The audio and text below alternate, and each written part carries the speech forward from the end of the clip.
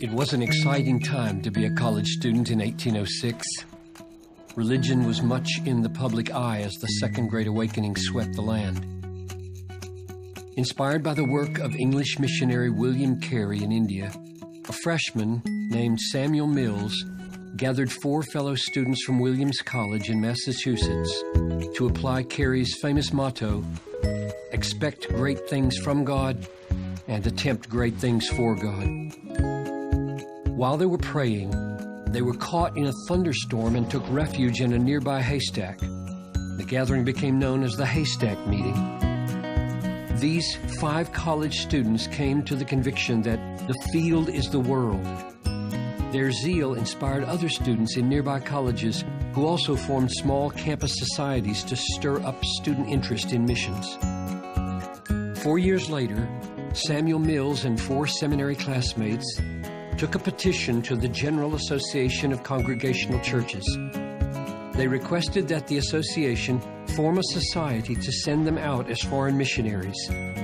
Included in this group was another Andover student, Adoniram Judson.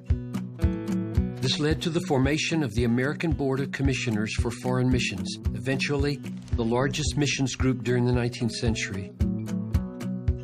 2 years later, in 1812, this agency sent Adoniram Judson and his wife Anne to India and then on to Burma, where Judson served for nearly 40 years.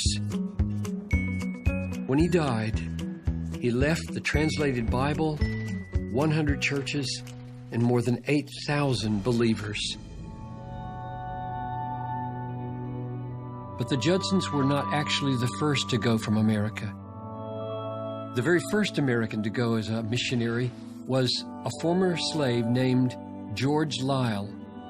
Born into slavery in 1752, Liele became a Christian as an adult and was freed by his master before the American Revolution.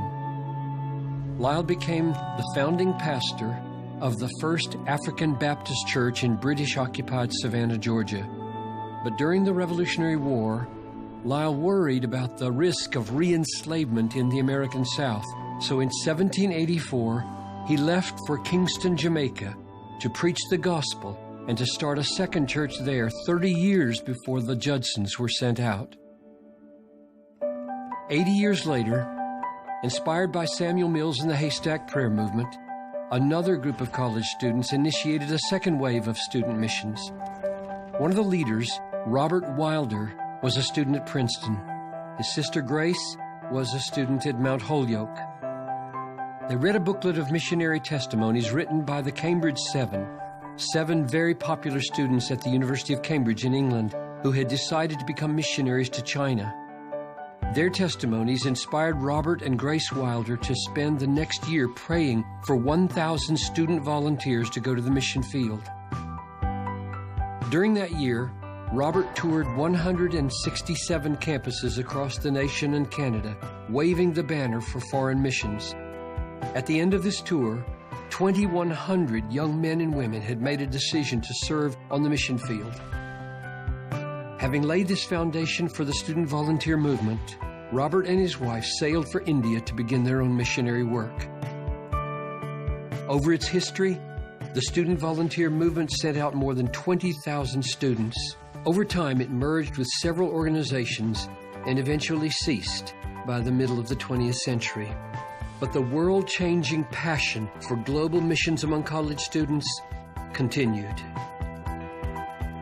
In 1946, the newly founded North American InterVarsity Christian Fellowship recaptured the vision and started a new student missions conference in Toronto. In its almost 70-year history, Urbana has challenged more than 250,000 students with their responsibility for global missions. What difference can a college student make for the gospel? The witness of history is clear and powerful. You have received a rich legacy from the students who have gone before you over the last 2 centuries. Of course, their efforts are just one part of a great global movement as faithful Christians in North America and now increasingly from the global South and around the world have heard the call and left their homeland to reach those lost in sin and far from Christ. What might God be doing in this generation of students?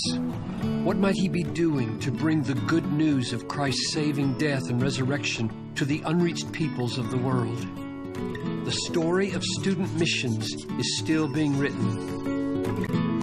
What part will you play? What will you do for the glory of Jesus Christ?